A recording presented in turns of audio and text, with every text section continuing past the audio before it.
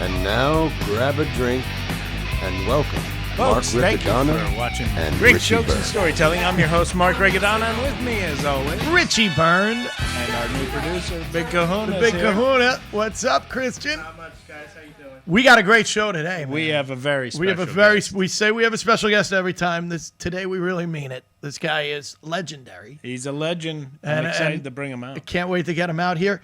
And he was one of the stars of your show. Yes, Radio Guy. Radio Gods. And I can't wait to bring him out. Let's just cut to the chase and get to him. Folks, Paul Provenza's in the house. Hello, Paul.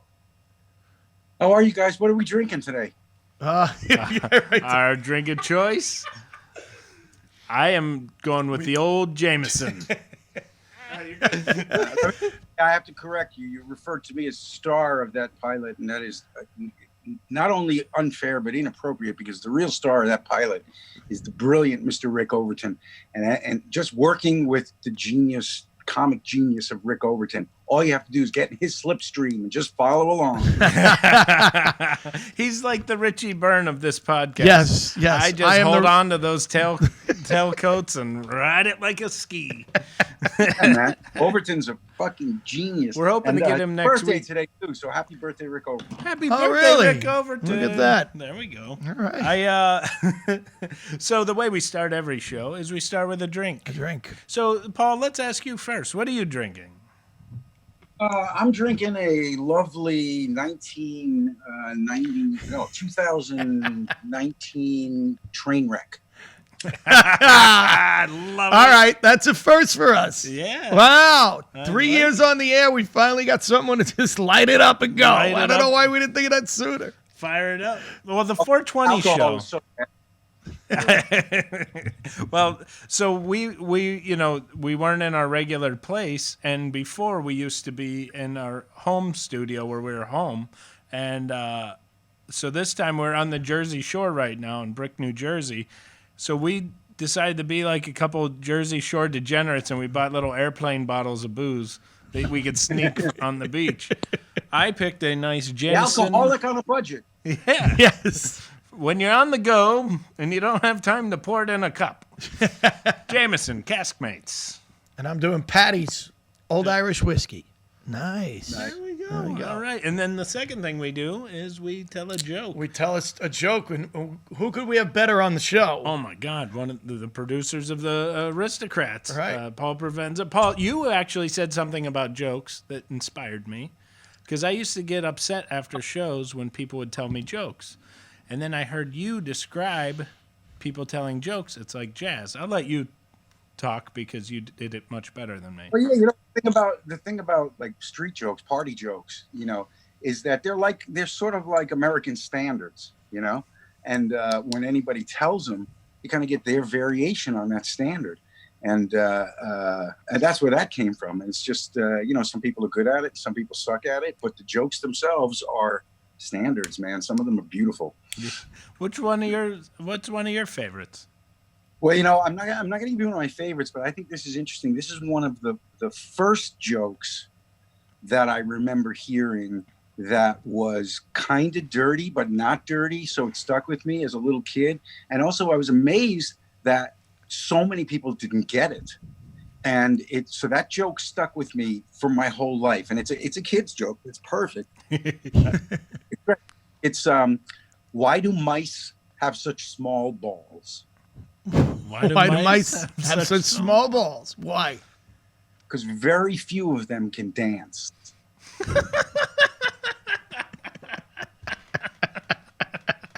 It's great, right? Kids, it's a joke. You get that bag on. It's dirty, but it's not. You think Right. it's dirty, but it's not. It's about, it's a great joke. That joke, it operates on so many different levels, and not everybody gets it, or gets it right away, and all that sort of shit. And so even as a little kid, that joke was like, yeah, that's an interesting joke to me. I'm going to tell the boys. Did you ever hear the AC/DC song "Big Balls"? That's what it's. Is you sure that's not Spinal Tap? No, it's AC/DC, and it's a take on that, where he's talking about different parties that he's gone to, but I've got big balls. Big Yeah. balls. She's got big balls. So you said you have an Andrew Dice Clay story. Yes. Because you were doing the so funny. There's actually a thematic connection, and this is completely random. Yeah, just these guys mentioned Andrew Dice Clay earlier, and I said, "Oh, I got a funny Andrew Dice Clay thing."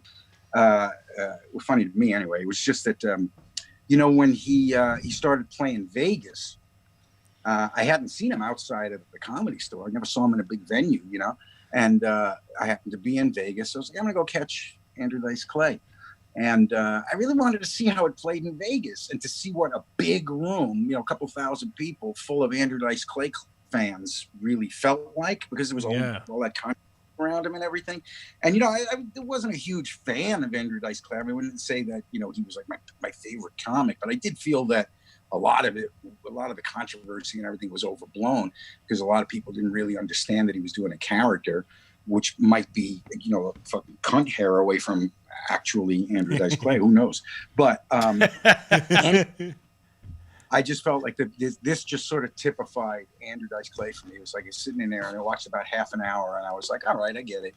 This was interesting, and I'm going to go do something else. And as I'm walking, I got bored. As I'm walking out of the theater, you can hear it as the audio fading like in a movie. Just as I'm walking out, the door opens, and I hear him say, "Do you ever notice when you come out of the shower, sometimes you still got soap hidden behind your balls?" Click as the doors close. The perfect Andrew Dice Clay movie scene moment. Cinematic.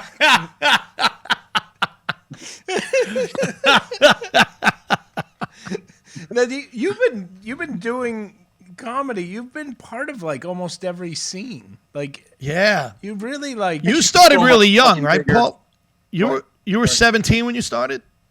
Is that right? I started in the late 70s. Yeah. Wow. And I came up with that first sort of graduating class of what became the comedy boom. I came up with Jay Leno was the MC on my first audition night at the Improv in New York. And he was still commuting from Boston. He would drive from Boston to get stage time in New York City. And he was a mechanic at an exotic car place. So I would show up at the club, and there'd be like a Rolls Royce or a Bentley double parked out front, or an XKE or something, and it was Jay just going in to do a set. But so I came with, Jay Leno was the house MC for most of the time. Elaine Boozler, Franken and Davis, Larry David when he was doing stand up. Gilbert Gottfried was actually there already. He was young himself, but he still felt like an old Jew. I saw an episode. It's Boozler, and speaking of Boozler and Gilbert, I saw they were both on Night Court. And, at the same show, the same day? Well, she played a court clerk who was blind and really mean, and Bull fell in love with her. But Gilbert was like the young, hot lawyer, like the young, hotshot lawyer. And I'm like, young and hot is nothing what I would describe Gilbert as. Well, Gilbert is he is a one of a kind. If I vowed once that if I ever had like a late night talk show again, I would have Gilbert on as the movie reviewer, or just let Gilbert talk about movies. You don't even have to write a word; you just let him show up. I got to work with him, and my family was with me.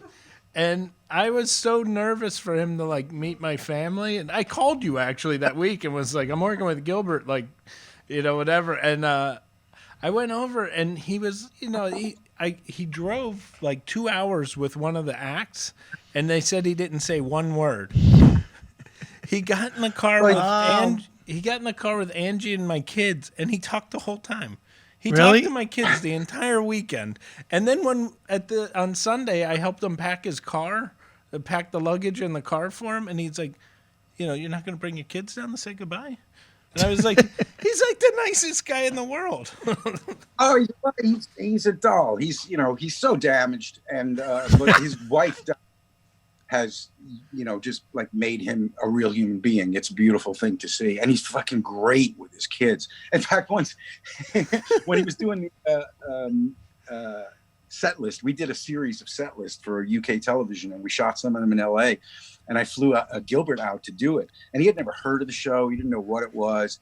And I told his wife, I said, look, I'm the biggest Gilbert Gottfried fan in the world. I just trust him. He's doing this. There's no discussion. So he comes out to do it, and he was fucking amazing. But anyway, I said to him then, I said, Gilbert, I said, congratulations on the new kid. He had a second kid then. He goes, thanks. Yeah, it's really great. They're really fun. And I said, are they funny? Are they, are your kids funny? And he went, I prefer their earlier work.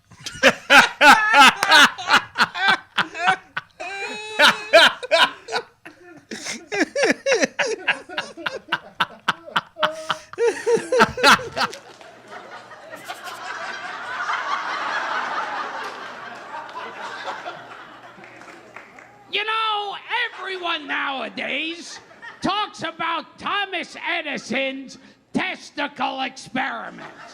That's where he used to be able to light his testicles up. And that was the original light bulb. He originally just shoved an electrical wire up his ass, and his testicles lit up. Which was fine for a while, but when you're trying to read and his testicles...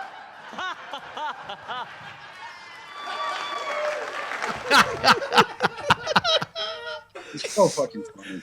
I love this. Oh my God. Wow. So wait, tell us, for anybody who doesn't know Setlist Filament, that's one of the first times you and I got the hang is you were doing Setlist at the Laughing Skull Comedy Festival, and you and I just hit it off there. Yeah, no, Setlist is a great show. It was created by Troy Conrad, a brilliant comedian, photographer. Yeah. He's doing amazing photography. He's the house photographer at the Comedy Store now. His work is just beautiful. He's just an all-around beautiful human being and a real artist. And he came up with this idea once. He called me. He goes, listen, I got this idea. I'm just getting it up on its feet. He goes, but I think you'd be really good at it. He goes, would you like to come down and do it? And I said, well, what is it? And he said, I'll write a set list and I give it to you right before you go on stage, and you improvise the set that goes with it in front of the audience. Wow. And I said, that is the worst fucking idea I ever heard in my life. I'll be there. So it's addictive. I went and did it, and it was amazing, man, because it's the closest you'll ever come as a comic. It's the closest you'll ever come to the first time you ever stood on stage. Right. You have no idea what you're doing, and the whole object of it's all very zen. It's all about just getting out of your own way and letting your talent rise to the occasion, for better or worse. But as I was watching, the couple people that went on before me, I was looking at the audience. I never saw this kind of energy in an audience. They were like on the edge of their seats, like they were at a sporting event. It was so cool. And then I got up and did it, and just so much was going on, and stuff was coming out of me that in a million years I never would have thought of. That was killing. And I was like, this is just an extraordinary phenomenon. Yeah. And I myself, every comic on earth has to experience this, because it kind of lays bare all the assets and all the liabilities that you have as a writer, as a performer, as a human being. It's fucking unbelievable, right?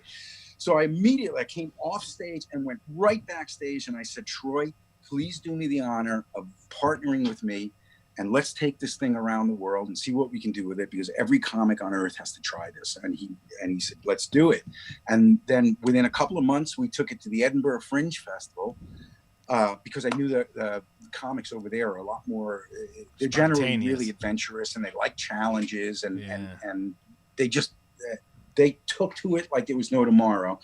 And within 3 or 4 months, we had a deal to do 14 episodes for British television. Wow. And we shot them in London, in San Francisco, right outside of San Francisco, actually, to make it really easy for Robin to come and do it.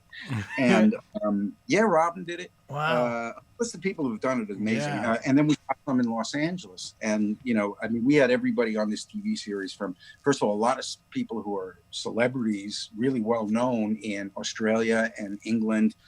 But as far as the Americans go, we had everybody from Maria Bamford to Robin Williams to Eddie Pepitone to Hannibal Buress, Greg Proops, TJ Miller, Kumail Nanjiani.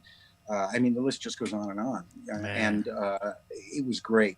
But we haven't been able to sell it here in the United States. And we already have 14 pre-existing shows that we've kept from the airwaves here. There are people that wanted to license them to, broadcast them here.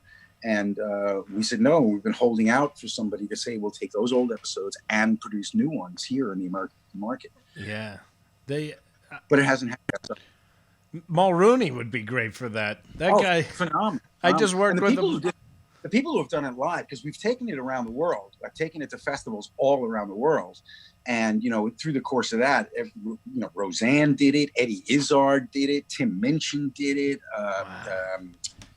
Oh God, I can't even. Off the top of my head, I can't understand why you're having trouble selling that in America. I know. It seems like a home run to me. Well, because it's art. It was such an easy sale in the UK because they really have an affinity for doing comedy, stand-up comedy driven formats and variations on the theme. Like in primetime television over there, there's all these panel shows and all these shows where comics can just show up and be funny. But here in America, there's none of that. In fact, here in America, there is no stand-up on TV until 11 o'clock at night. Yeah, that's kind of wild. So there's always been a real prejudice against the stand-up format on television. Where that really changed, you could see them on the talk shows and things like that, which went on throughout history. I certainly cut my teeth watching all the old greats on, the Ed Sullivan Show and the Tonight Show and all that. Yeah. But other than that, stand-up really has never had a place on American television until cable came through. And then all these cable networks that wanted to do some kind of original programming. Comedy was hot at the time. Live comedy was hot at the time. And they were looking for really cheap, cost-effective programming to do that was really low risk. And so all of a sudden, there was stand-up comedy everywhere once you got onto the cable. Yeah. And they could pay the comedians with a sandwich. So what's interesting is over the years since that happened, since that explosion happened, it's faded away further and further and further. Even HBO doesn't do that many stand-up specials anymore. They only do some big stars. It's pretty much all gone to Netflix now. Yeah. But stand-up just isn't really a thing that American television responds to.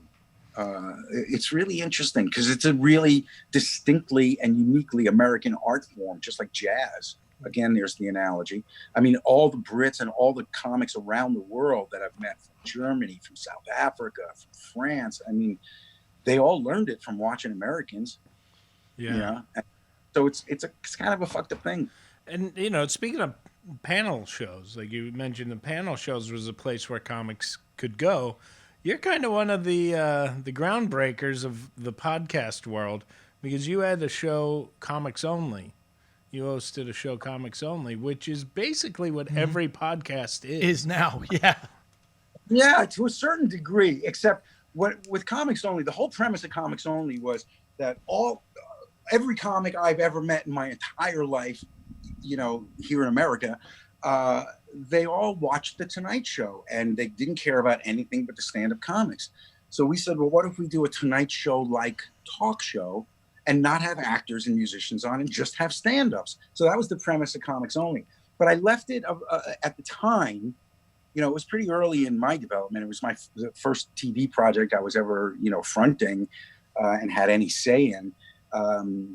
But where I was at in my development, it seemed like a smart thing to do at the time to give the comics the options of they could either really talk, have conversations like we're having now, or do material, whichever made them the most comfortable.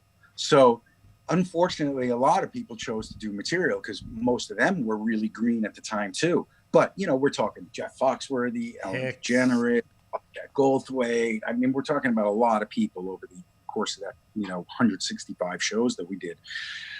But then, like 5-6 years ago, I started doing the Green Room with Paul Provenza on Showtime. And that really was a more sophisticated extension of exactly the same idea. When I started doing Comics Only, I thought, well, this is the thing I want to do, which is I want people to feel what it's like to be amongst stand-up comedians, not just watch comedians, but also to be part of the community, because that was the most revelatory thing to me in my life. When I ended up hanging around with other comics, it was like, a dog being introduced to a dog park for the first time. It's like, everybody's here. They're all me. They all understand me. We all get each other. We all, I sniffed asses, basically, for, That hasn't changed in the comedy community. No, it really hasn't. No. We're still sniffing asses. So there's definitely something you can separate the world into people who do stand-up comedy and people who don't, because it is a different universe. It's just a different mindset, a different way. It's like our own language, our own sort of understanding, our own view of the world is a little bit different. No matter how different the comedians are, we're automatically together as opposed to the rest of the world. Yeah. So I always felt like, I wanted to somehow translate the experience of just hanging out with smart, funny people. Yeah. And that was sort of the seeds of Comics Only back in the late 80s. But when I got around to doing the green room, it was a much more It was real, Comics Only on steroids, really, though. of that. What's that? It was kind of Comics Only on steroids. Well, what I did was, on Comics Only, I told you I let a lot of people decide if they wanted to do material or they wanted to chit chat or they wanted to just work off the cuff. But on the green room, we just stripped away as much artifice as we could. There was no format. There was no agenda. There was absolutely no script. Every show started in mid-conversation, which I actually did at the tape. We refused to tape in a studio. So we taped in a huge dance club where we could create our own intimate space. There were no, we served alcohol. We had a party before everybody was let in. So everybody's out at a party. The comics got together, started talking, and slowly we let the audience just filter in. So they were walking into a conversation already in progress, because I wanted to eliminate a show beginning, come out, do a monologue, introduce a guest, whatever. I wanted to eliminate as much of that as I could. And in fact, the audience at the green room tapings were comedians. All, it was funny because when the budget came in, there was this, certain amount of money allotted for audience services, which is where you have to hire services to come and get people who are going to fill the audience. And I said, well, take that out right away, because the whole audience was people from my own personal invite list and Barbara Roman, my producing partner's invite list. So everybody that was actually at the taping are actually people who you all are often in green rooms. Yeah. So we really strive to just strip away as much artifice and make it as close to a real experience of hanging out with comics after a show, before a show, not giving a shit about anything.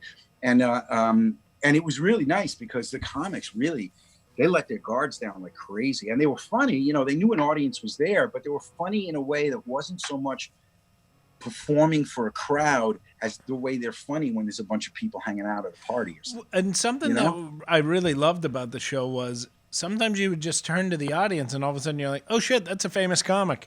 And you would just bring them into the conversation, and you would, to me, it was like when you're being funny in front of comics, you're a different funny than you are when you're being funny in front of average people.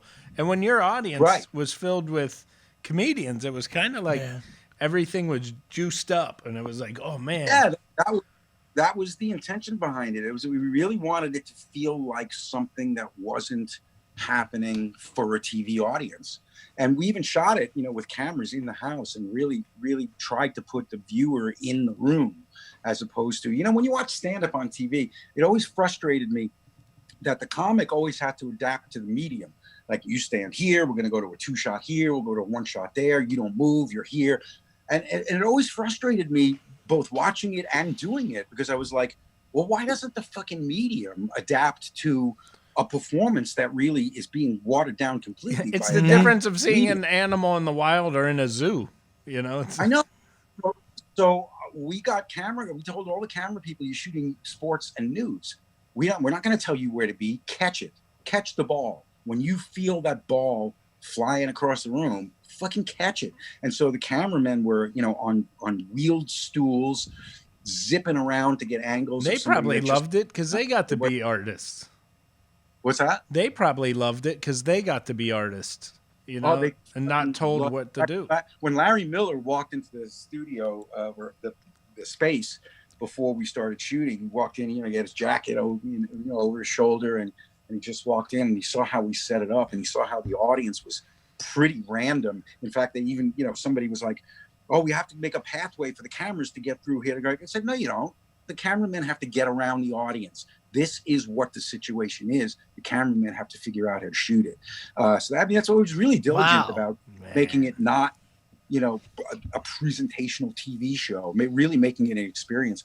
So Larry Miller walked in, and he just sort of goes and sees the quote unquote set, which was really just an art piece. And he just looks around and he sees the audience and he goes, there's a lot of comedy in this space. I can feel it already. He just got it right away. It was beautiful. Because I always tell people that, getting comics to be, as real as they can when they know they're on camera is a lot like trying to get pandas to mate in captivity. There's just a lot of shit that has to be perfect, Right. Ironically, all of that is stripping away all the stuff that goes into TV production. So they were just able to sit and chat and not care about anything except really get involved in the conversation. It was fun. That's awesome, man. That's cool. Now, you did a lot of work front of the camera, behind the camera, and when you first started, you did a lot of acting. I guess the long story short, or trying to segue in, you also did theater. And one of the first times I knew about you is you were doing a play about stand-up comedy. Oh, that's right. Oh, wow. You remember that? I saw it, Paul. That was late 80s. Only kidding. I saw you in it. Wow. Yeah. My friend, I wasn't even a comic yet.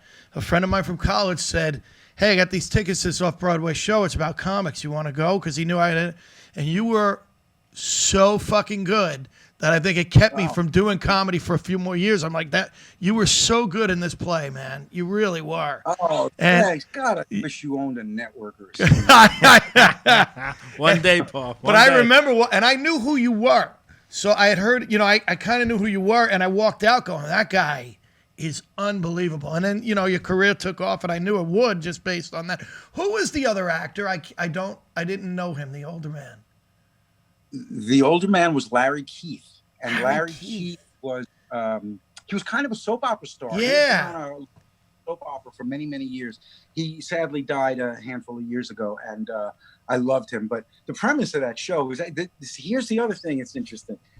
That play about experiences of stand-up comics was written by Jim Gagin, who was a very successful TV writer, but had been a stand-up comic that I started out with in New York at the Improv in the 70s. He was in a comedy team called Gagin and Fine.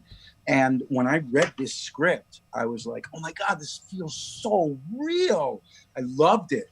Because, you watch a movie like Punchline, all that sort of shit is like, I was so disappointed there were no lockers. But that Bobby Slayton. Bobby Slayton saw it the day he opened it. He called a friend and he goes, this is Bobby Slayton. I'm at the first day of Punchline. In case you're wondering, I just have to tell you this: the comedians have lockers. Okay, that's all you need to know. Bye. Click. And somebody else said, after seeing the movie Punchline, somebody else said, now I know how cops feel when they go to the movies. That's true. Devoid of reality. I mean, in one night, all of a sudden, she's a comic. She sucked, and a week later, she's on the Tonight Show. Great. Actually, that series, the Amazon Prime series, The Marvelous Mrs. Maisel. Yes. Actually, I think handles it really well. I think it's, in terms of coming close to the reality of some of the things you go through as you're developing to become a better and better stand-up. It's not completely, realistic, but I think it did a pretty good job. I think the movie that captured being a comedian best was The Joker. Dude, it's scary how that is definite. The Joker is definitely one of a spectrum of things in the reality of it. You're not wrong. I swear to God, I'm not happy, but you're not fucking wrong. Now, I'm not saying this just because you and Rick were both in it, but I'm Dying Up Here was something that I cannot believe it is not continued. You were in I'm Dying Up Here. I forgot about that. Yeah, I did a couple of episodes of that, but I got to tell you, first of all, I thought the performances on that show were fantastic. Yeah. Some of the performances just were beautiful and just rich and interesting. Andrew Santino's so great on the show, and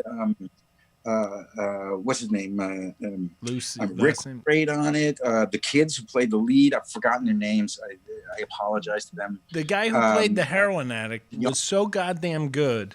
My wife teases me all the time. Every time he's on TV. Brad Garrett was so good. Yeah. Every time the dude's on TV. I thought the performances were very good. fantastic, and I'm really, really flattered to be a part of it because of the performances. But I felt like the series itself, first of all, it had nothing to do with the book. They just basically optioned the book and then you used the title. Right, but the actual series has nothing to do with the book, which is a fantastic book. But it was just so morose. I mean, it was so joyless. It was It was. Yeah, which is just like comedy.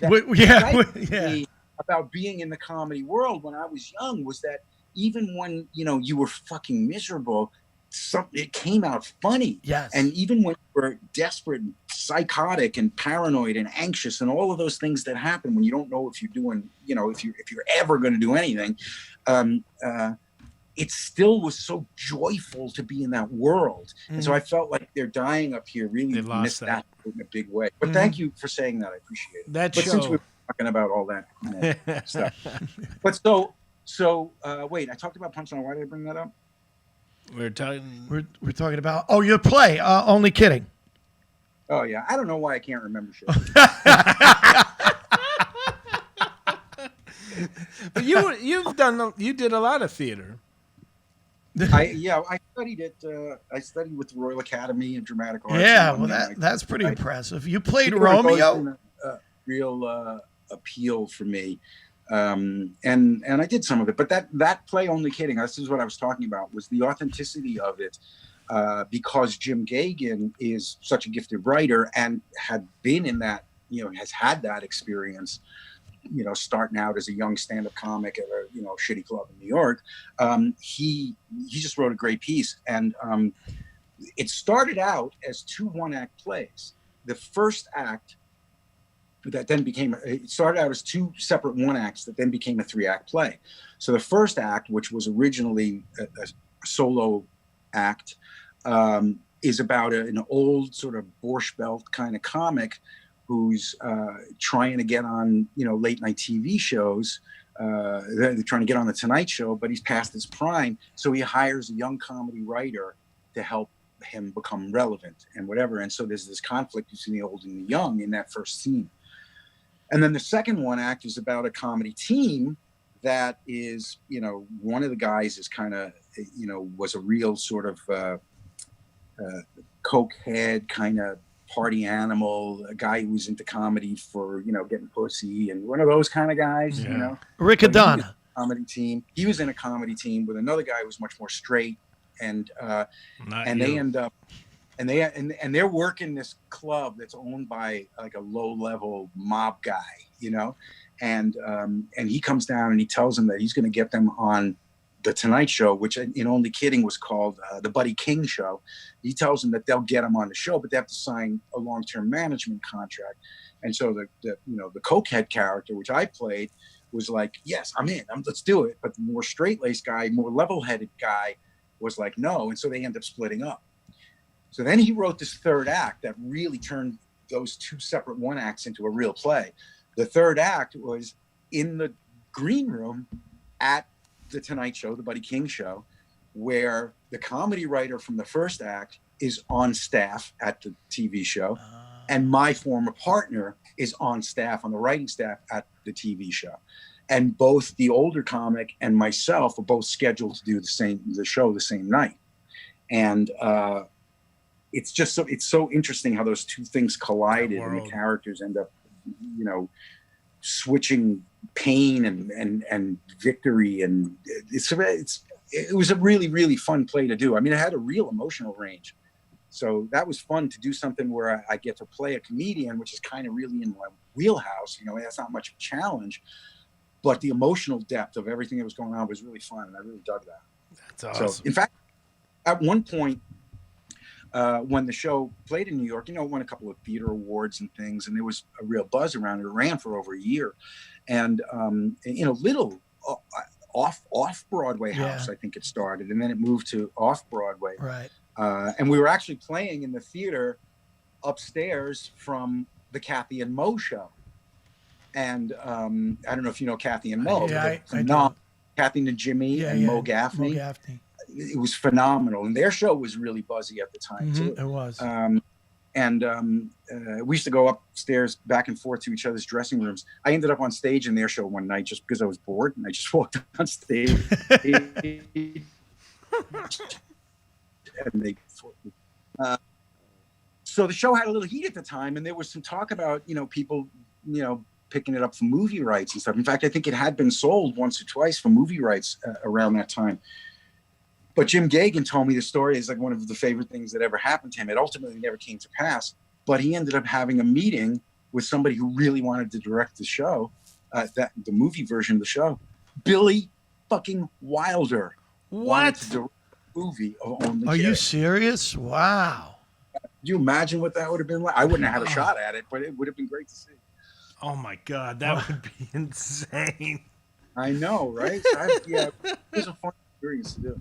Were you? But then I also did. You talk about having done a lot of theater, and I haven't done a lot, but I've done enough to to know what I'm doing. And I was lucky enough to play Picasso in Steve Martin's play at the Promenade Theater in New York. And, it had undergone some rewrites. It had opened in a few cities and done, some short runs in some like Chicago and LA and a couple other places. And then when it went to New York, Steve was working on rewrites. So he was there for the whole audition process. So I got to work with him for like a month and go back and forth on jokes and stuff. And it was great. And working with him was unbelievable. And he couldn't be more supportive. I mean, he would say to us, "This is so much better than I ever wrote." He goes, "I can't thank you guys enough for really breathing unbelievable life into this." I mean, he could not have been more generous. You know how, the first day I show up and I find out, actually Steve Martin was there during one of the audition processes. It's like the first time you go in and you're like, holy fuck, Steve Martin's in the room. Right. Right. A-lister. I don't need to even comment on what that means, right? Holy shit, Steve Martin in the room, watching me do something.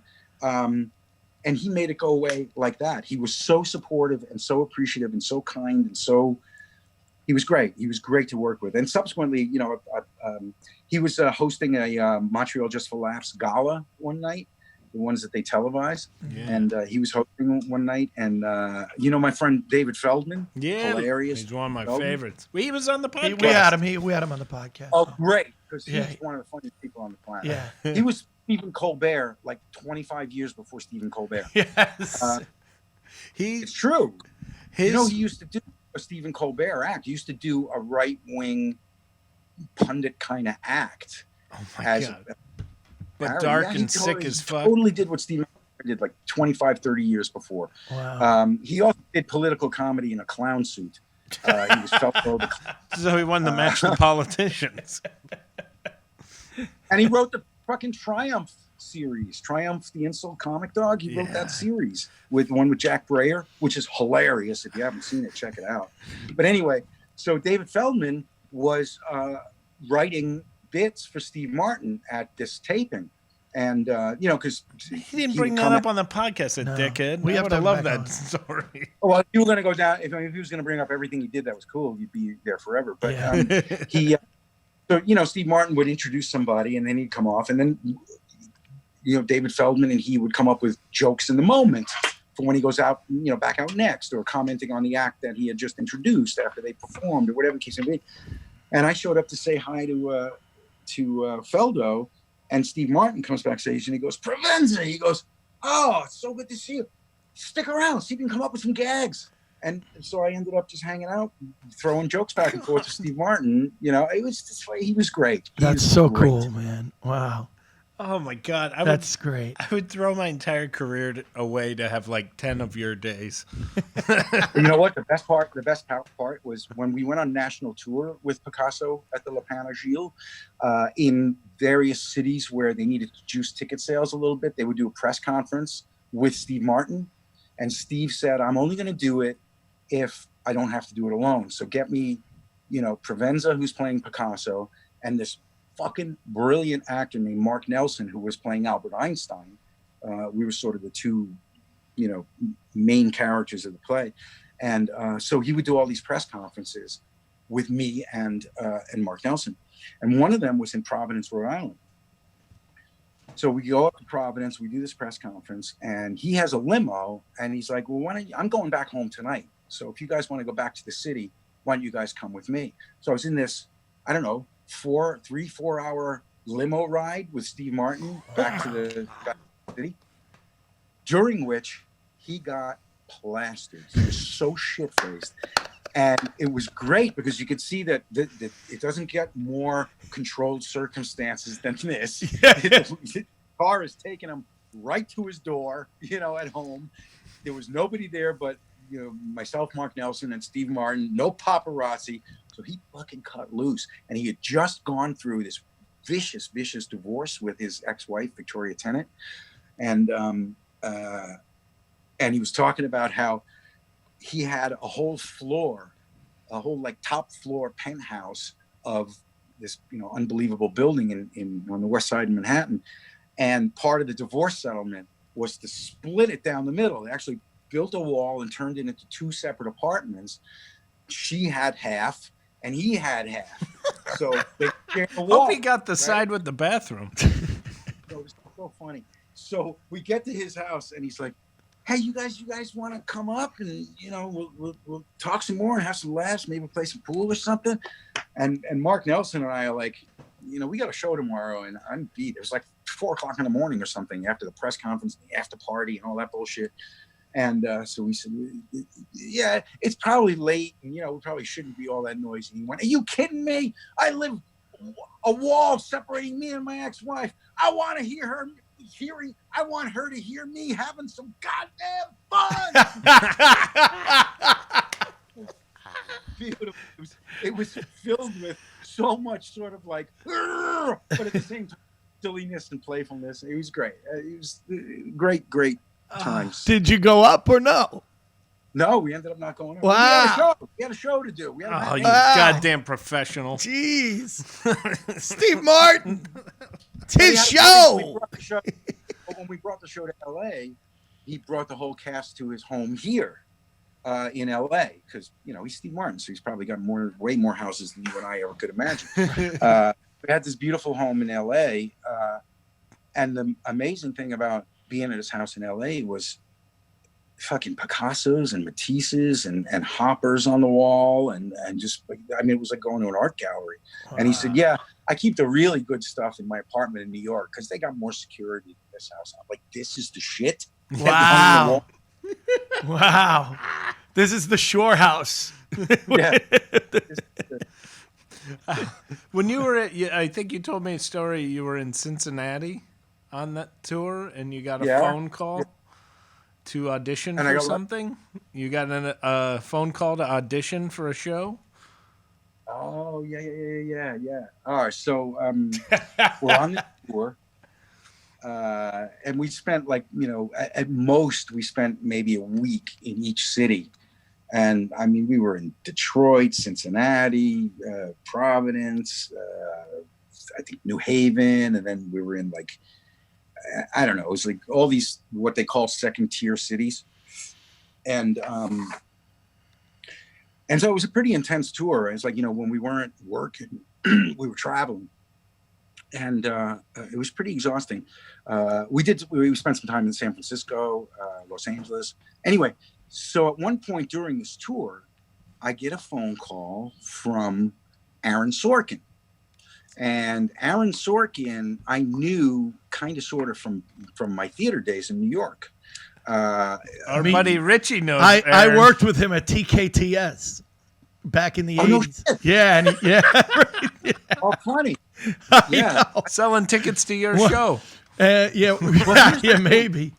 Here's the weird thing: is that so many mutual friends of mine, including the guy who played my comedy partner in Only Kidding, Andrew Hill Newman, he and a bunch of other people were always, they would be talking about Aaron Sorkin, how funny he was, and and they go, you don't know Aaron Sorkin? And I go, no, we've never met. And they go, oh, you guys get along like crazy. You guys really need to know each other. And this went on for years and years and years. And I finally met him once when I was auditioning for something, and I wanted to say, everybody's been telling me we should hang. And he was the first one who said it. He was like, it's finally so great to meet you. I am so tired of hearing about you from other people. And we kind of hit it off a little bit. And we had, a lot of mutual friends, a lot of mutual experiences from the, theater world in New York. And anyway, we ended up not getting that project or whatever. So while I'm on tour with Picasso, I get a phone call from Aaron. And he says, listen, He goes, I'm working on this new project. And he goes, I kind of wrote one of the parts, like kind of hearing your voice. And I really like to have you in it. So I want you to come out. He goes, you don't have to audition for me or the casting people. He said, but I need you to come and read for the network and John Wells, who's the producer. And I was like, well, I'm on tour with this thing. Let me see if I can get a couple of days off from the show. I mean, I had an understudy, but they really weren't keen on doing this. So I go, let me see what happens. So, well, it turns out it was the West Wing. And I go to the producers and I tell them the situation, and I go, if I can arrange flights so that I can miss one show and I'm back in time to do the next search, one show that you'd have to use the understudy for, I go, can we make that happen? And they said, okay. So after a lot of negotiation, they said, okay. So great. So I schedule my trip. I go out. I read for John Wells with Aaron, blah, blah, blah. I end up not getting it. The role ends up going to Rob Lowe. And what I was told at the time was the following. Who knows if any of this is true? You know show business, but this is what I was told, and it's the little puppet show in my head that I'm going with. I was told that if you look at the cast of The West Wing, they were all New York theater actors. None of them were stars. Richard Schiff, Allison Janney, nobody on that, Bradley Whitford, none of them were stars. They were all unknown theater actors. And the network said to Aaron, you got to give us a promotable name somewhere in the show. We've cast every other role with unknowns. You've got to let us cast a promotable name. And that's why they ended up going with Rob Lowe. Apparently he had some sort of a holding deal or development deal with the network, and he was a promotable name. So that's why I didn't get that. That was the story that I heard. But that's okay. It was a great experience, and it was clear to me that Aaron Sorkin was still looking out for me in some way, shape, or form. He actually ended up putting me back on. He ended up putting me on a couple of episodes of the show later on in the series. So I'm back on tour with the show, and this is about maybe 3 or 4 weeks later, because we were on tour with the show for like 7-8 months or something like that. So about 3 or 4 weeks later, I get a phone call from a writer that I had worked with on Northern Exposure. And he was a writer that I really connected with. Like he came up to spend time with me because I was introduced into the series. And so a lot of the writers didn't know anything about me. And he actually made the effort. He came up and he spent a week in Seattle where we were shooting to get to know me so that he could write some episodes specifically, around me. And we got along like gangbusters, and I loved him and I loved his work. It was David Chase who calls and goes, I got this new show on HBO called The Sopranos, and I think you'd be perfect for one of the parts. I'd love for you to come and audition. So I go to the producers and I go, remember that night off I took? They wouldn't let me go. Oh, wow. Yeah, I know. Do you know I got a million of them. Which Yeah, part what was part it? do you know? I don't. Oh, But shit. unlike the West Wing story, by the time the Sopranos story rolled around, I was like, I don't even want to fight. I don't want to fight. Now, I was on The Sopranos. I did an episode. And when I went in to audition for my part, Chase was in the room. And it wasn't a huge part. And he was giving me notes. And I was so impressed by that. This guy was in on everything with that show, man. It was just amazing to see that.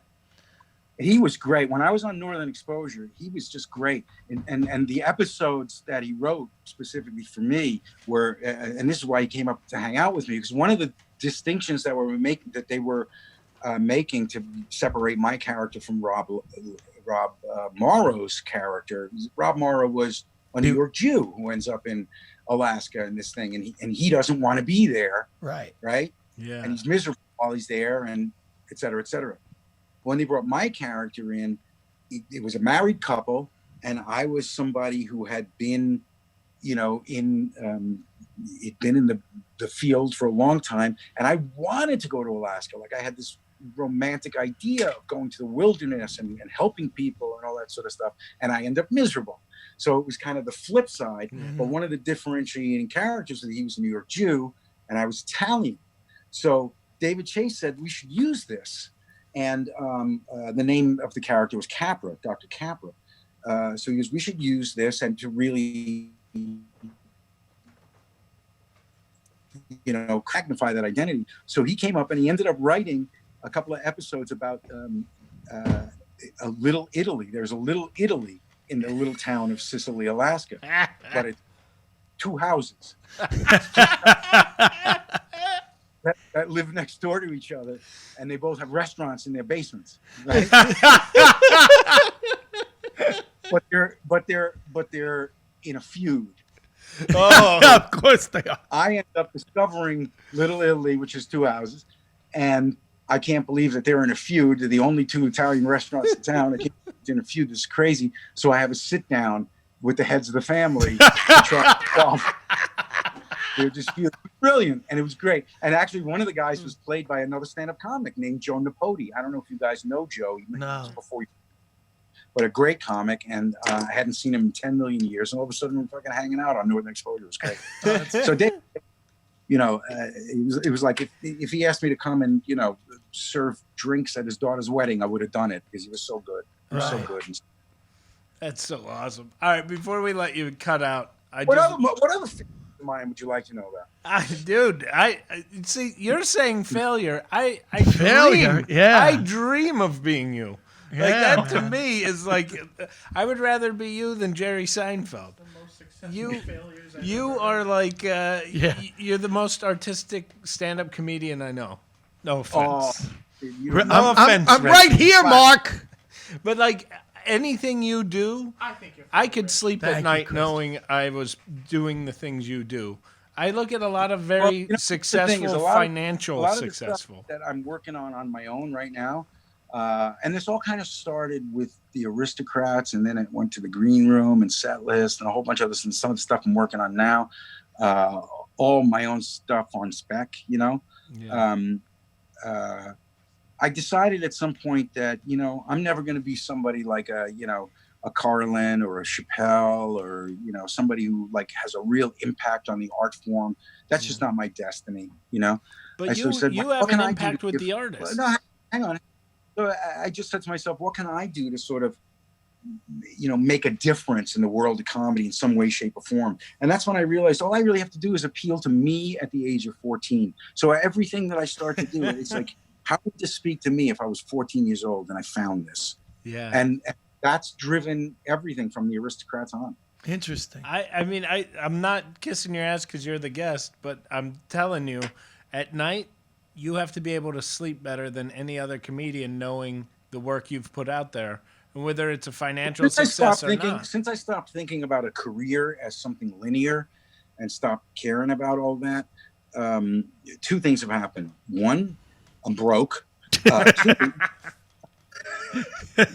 2, I've done some of the work. Some of the work I've done is the most proudest I've been of anything in my life. So I feel like I can die happy just saying, you know what? If I were 15 and I found my shit, I'd be like, God damn, that's cool. And that's really what lets me okay with being broke. Dude, if I just had the Steve Martin story, I'd be happy. I know. Would somebody pay me just to hear the stories of all my crushes? I'm telling you, if I ever pop Provenza, you will be paid just hey, come here and tell a story. Come here and tell a story. There's like 5 people, comics, that I'm just, everything they do is so amazing and artistic, and it's more than just it's. I don't like comics that define success on financial gain, because there's a lot of really big TV shows out there I think are shit. Yeah, there's some people who are lucky enough to have financial gain and really just stay true to their own creative impulse, which is rare. But yeah, I know what you're saying, and that's the thing. It's like I don't regret any of my choices. Like I said, man, to 15-year-old me, I'm a fucking hero. Yeah. But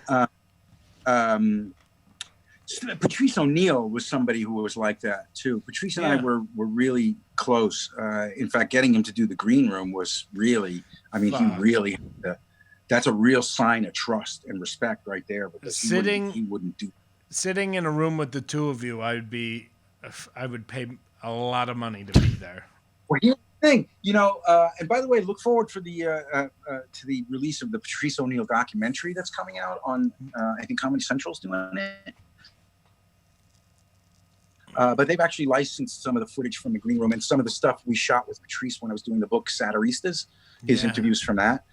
Because most of the stuff where Patrice is being interviewed is all really sort of confrontational, like Opie and Anthony and, Tough Crowd with Colin Quinn, which Green Room had been compared to just in terms of, it's a room full of comedians sitting and talking. But the real difference was that on Tough Crowd, it was designed to be confrontational. That was the whole point of it, was to get people into fights and arguments. Yeah. Whereas on the Green Room, we were really just coming from love. We really just wanted everybody just to hang out. I don't like aggressive comedy as much. It's great for what it is. It's great. It's great. And largely, a lot of the stuff that I really love involves Patrice. But that was the thing, was that there was very little footage of Patrice that wasn't really confrontational. But my experience of Patrice, we always had like really, really heavy, in-depth conversations that were tremendously respectful in both directions. He never minimized a question or an idea that I had. If he would confront it, he would say, "You could not be more wrong," and he would give me his thing, and I would say, "I'm confused about this," and he'd say, "All right, I'm going to explain it to you." And it was really articulate, and I always felt respected by Patrice. Whereas his kind of the popular persona of Patrice was that he was a big argumentative bully who didn't want to hear shit from anybody. I never had that experience with him. And so in my interviews with him for Satiristas, he talks about, he goes, "I don't like these motherfuckers coming up after a show talking about how much money they made, how many T-shirts or CDs they sold. Fuck that bullshit. If that's what you're about, don't come up and talk to me, motherfucker." And I think that's one of the reasons why I love Patrice so much and Patrice loved me so much, is because he was just like exactly what you're talking about. It's like, is there anything, do you have any respect for this art form other than how much money you can make in it? Yeah. And that just, I automatically fell in love with him, Oh my God, yeah. Having said that, we want to thank our sponsors for. Do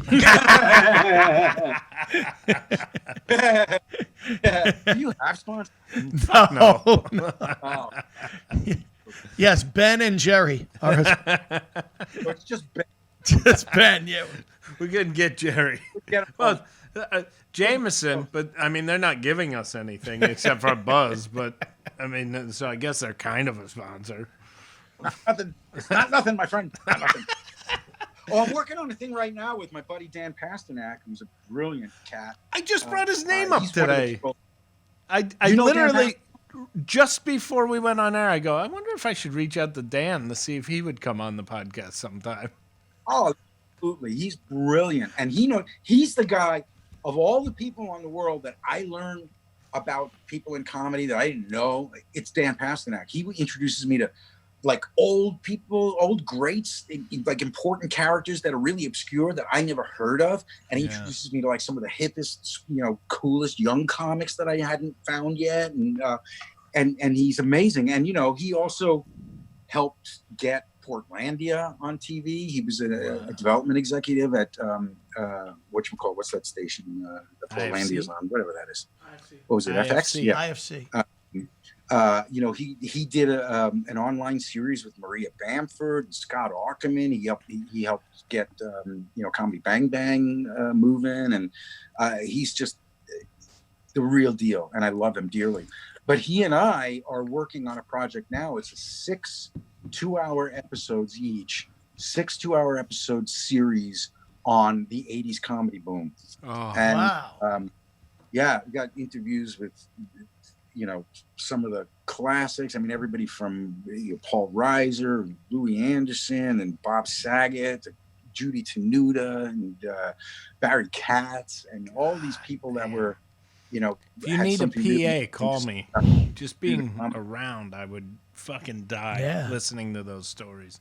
Yeah, you'll totally love it, man. It's really great. And so I'm working with him on that now. Again, for me at 15. We were in Atlanta, and Dan started talking to Marshall, and Marshall's my boy. I was hanging out with him. As soon as Dan started talking, I didn't even know who he was. He just walked in and goes, "Hey, Marshall, I wanted to talk to you, blah, blah, blah." And all of a sudden,